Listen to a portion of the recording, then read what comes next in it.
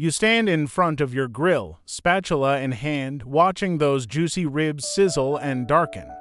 The char smells heavenly, smoky, primal. You poke at the edge, the fat crackling, the crust crisping just right, or maybe wrong. Because while your mouth waters, something else is brewing beneath that blackened crust, something your cells might not forgive. Let me ask you this. Have you ever wondered why people who eat a lot of grilled or pan-fried meat tend to have higher risks of certain cancers? Why doctors subtly side-eye that well-done steak order? Why Grandma's habit of scraping the burned toast might not have been harmless after all? The answer is simple yet deeply unsettling. It's about heat, chemistry, and your body's slow reaction to both. And yes, you probably won't survive this, at least not without rethinking how you treat meat. So before you get comfortable, take a moment to like the video and subscribe, but only if you genuinely enjoy what I do here.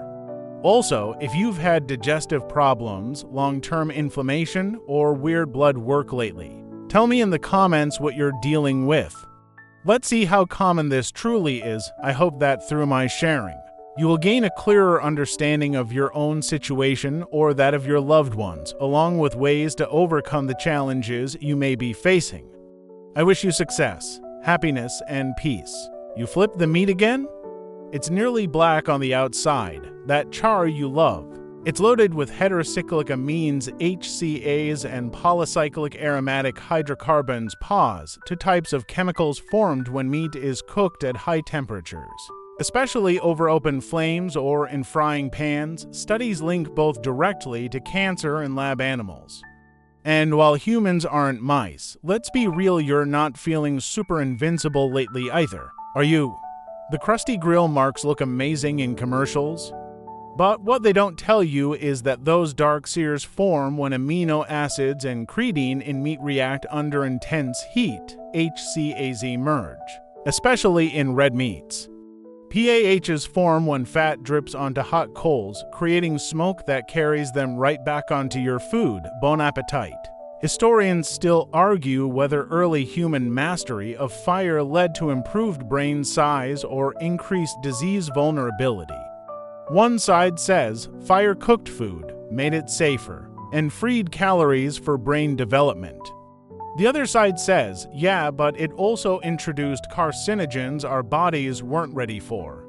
We still don't fully know yet. Here you are, grilling in your driveway like nothing's wrong. Want a quirky fact? In ancient Rome, gladiators ate mostly beans and barley, not meat, because they believed too much animal flesh made the blood too hot and aggressive. Ironically, that diet probably saved them from our modern problems with overcooked protein. Now imagine this, you're dining at a trendy steakhouse. The waiter probably drops your plate, 16 ounces of porterhouse.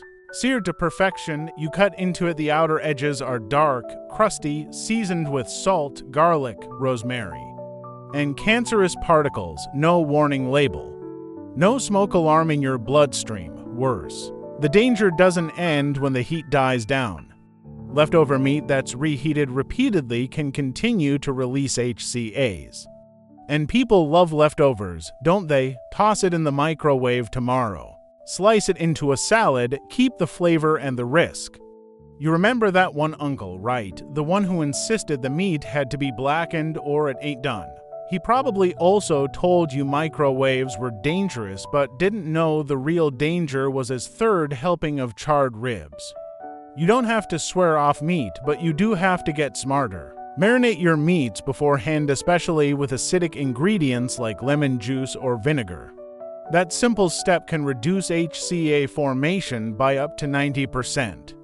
Cook at lower temperatures. Avoid direct flames. And no, the grill marks aren't worth your future doctor bills.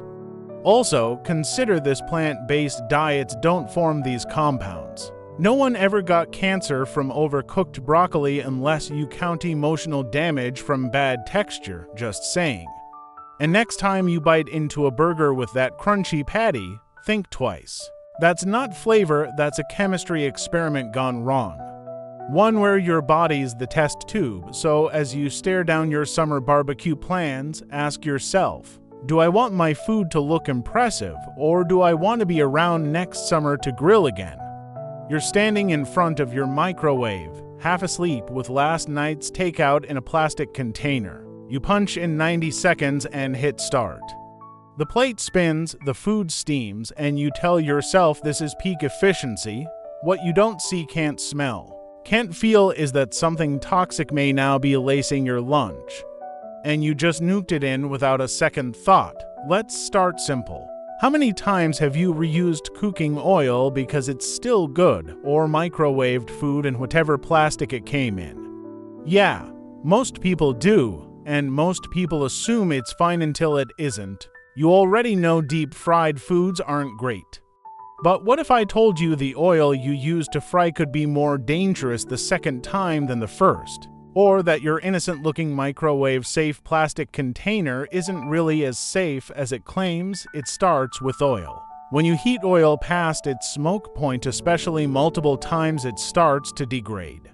This breakdown creates aldehydes, a group of highly reactive compounds linked to cell damage, inflammation, and, yes, cancer. The more times you reuse it, the worse it gets. That golden batch of fried chicken, it might be swimming in more than just calories. Here's a quirky tidbit. In some cultures, used oil is revered, seen as tastier, more seasoned. In fact, old-school street vendors in parts of Asia would brag about how long they'd used the same oil. Some claimed it made the flavor deeper, and it probably did along with your arteries. Historians still argue whether early industrial oil refining helped societies preserve food or created long-term dietary hazards. Was the convenience worth the hidden risks? We're still finding out. But one thing's clear. Modern diets lean heavily on deep frying and reheating, and we've normalized it far too much. Now picture this. A friend brings over fries, golden, crispy, perfect, but the oil. It's been used 6 times. It's cheap soybean oil that hit the smoke point long ago, now full of peroxides and free radicals. You dunk one, crunch down, and start a chain reaction in your gut that might not reveal itself for years. Let's talk about plastic. That trusty container you're using in the microwave. Even if it's labeled microwave safe, it doesn't mean chemical leaching proof. Many containers, especially older or lower quality ones, contain BPA or phthalates. When heated, these can migrate into your food. Hormone disruptors, carcinogens, fancy words, real problems.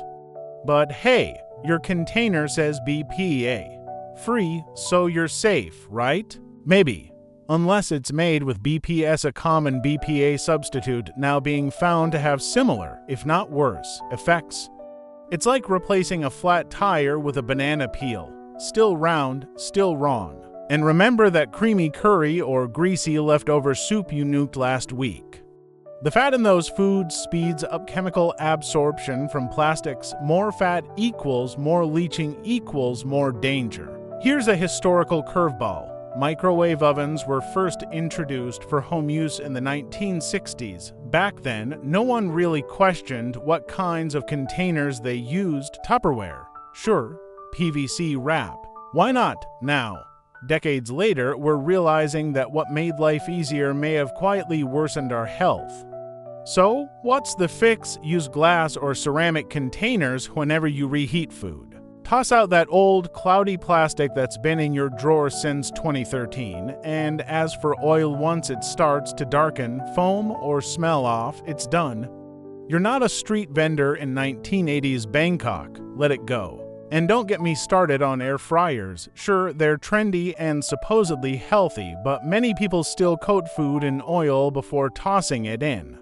If you're using reheated oil in an air fryer, you've just invented the worst of both worlds.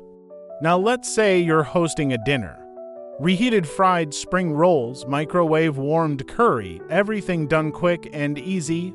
Guests love it, you smile. But inside, your cells are already taking notes. And you won't see the receipt for a decade.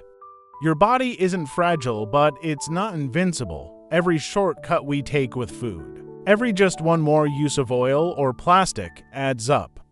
You won't feel it now, but that fatigue, that chronic bloat.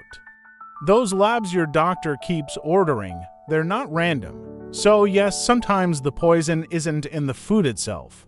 It's in how we reheat it, store it, or cook it out of habit. Convenience has a cost. The question is, are you still willing to pay it? You scoop a warm bowl of rice, steam rising, scent familiar, comforting. You've had rice all your life, morning, noon, night, simple, harmless, clean, but let's ask a quiet question. Have you ever left rice out too long, then reheated it the next day thinking it's fine? Let's break this gently. Rice can poison you, not in a dramatic, movie-style collapse over the table kind of way, but slowly, silently, in a way that leaves your gut vulnerable and your immune system quietly confused. And that's just the beginning, you see. Cooked rice left at room temperature for hours becomes a bacterial petri dish. Specifically, Bacillus cereus, a spore-forming bacterium that survives cooking when the rice cools down slowly. Those spores wake up and multiply. Reheating kills some, but not the toxins they leave behind. That mild stomachache, that mysterious diarrhea last weekend. That might have been rice revenge. Now let's talk about fish. Yes, salmon, tuna, swordfish, good for the heart, right? Omega-3 South, lean protein, sushi nights. But did you know these fish can contain high levels of mercury, especially when poorly sourced or overcooked? Historians still argue whether ancient fishing communities along the Mediterranean knew that larger fish carried hidden dangers. Some say early records show pregnant women were advised to avoid large sea creatures, not for folklore but for observed effects. Others believe it was spiritual caution. Either way, they were onto something. Let's be blunt, mercury isn't just a metal in thermometers. It's a neurotoxin. It accumulates in your body. And when you grill or fry fish at high temperatures, you not only risk increasing its oxidized fats, but may also trigger compound breakdowns that affect your nervous system. Here's a quirky historical fact. In the 18th century, hatmakers used mercury nitrate to cure felt, and it literally drove them mad. Mad as a hatter wasn't a joke, it was real mercury poisoning. Now imagine what a weekly tuna steak habit might do over time. Oh, and let's not forget rice again. Reheating improperly stored rice isn't just about bacteria. Reheated starches like rice, pasta, and potatoes can develop resistant starch that messes with blood sugar regulation. Not dangerous in small amounts, but in high, consistent quantities, it becomes a metabolic stressor. You're eating the same food, but your body is reacting very differently the second time around.